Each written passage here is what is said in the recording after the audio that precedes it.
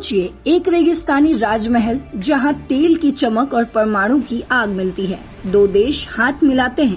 एक तरफ पाकिस्तान जिसके पास 170 से ज्यादा परमाणु बम है, वहीं दूसरी तरफ सऊदी अरब, खाड़ी का तेल सम्राट। लेकिन ये सिर्फ हाथ मिलाना नहीं, ये एक वादा है। हमला एक पर, हमला दोनों पर माना जाएगा। और अब पाकिस्तान के रक्षा मंत्री ख्वाजा आसिफ का बम फोड़ने वाला बयान भी सामने आया है।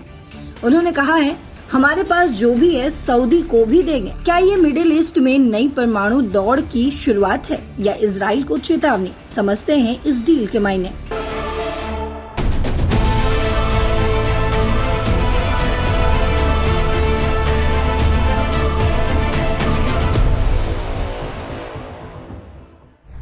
बात 17 सितंबर की, जब रियाद में सऊदी क्राउन प्रिंस मोहम्मद बिन सलमान और पाकिस्तान के पीएम शहबाज शरीफ ने एक म्यूचुअल डिफेंस पैक्ट पर साइन किए।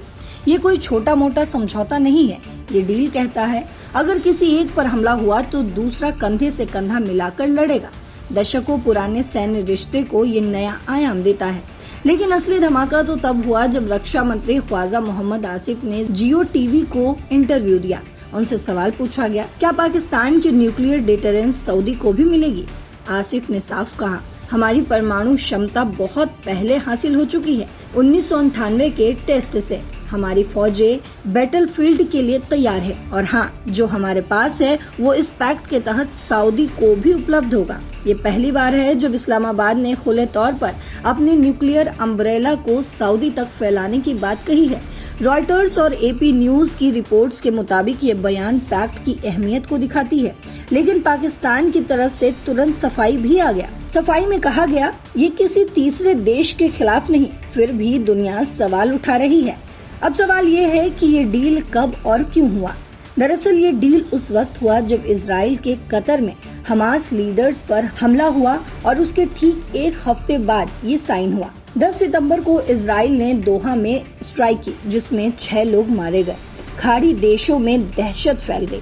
गाजा में चल रहा इजराइल हमास वॉर पहले ही रीजन को अस्थिर कर चुका है।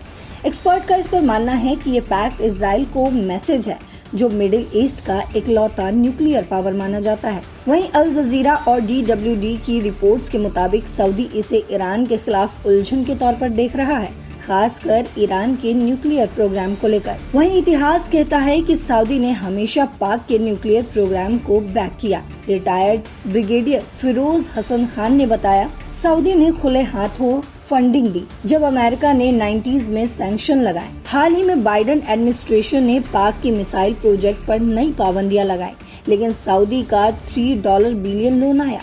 न्यूज़वीक कहती है, ये डील पाक को भारत के साथ बैलेंस करने में मदद करेगी, जहां भारत के पास 172 न्यूक्लियर वेपन्स है।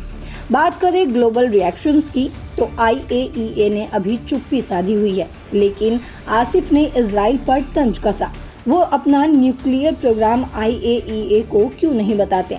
सऊदी के सीनियर ऑफिशियल ने गार्डियन को कहा, ये पैक्ट सभी मिलिट्री मीन्स को कवर करता है, न्यूक्लियर भी। पाकिस्तान कहता है, दरवाजे खुले हैं, दूसरे देश भी ज्वाइन कर सकते हैं। लेकिन एक्सपर्ट यान ब्रैमर जैसे जियोपॉलिटिकल एनालिस्ट चेताते हैं कि ये भारत की डिफेंस स्ट्रेटजी को चोट पहुंचा सकता है। ईरान और इजराइल के बीच अगर तनाव बढ़ा तो ये पैक्ट रीजन को और ज्वालामुखी बना सकता है।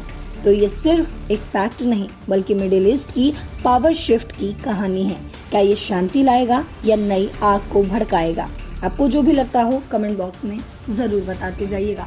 फिलहाल मेरे साथ इस खबर में इतना ही। देश और दुनिया की बाकी खबरों के लिए देखते रहिए दैनिक जागरण। नमस्कार।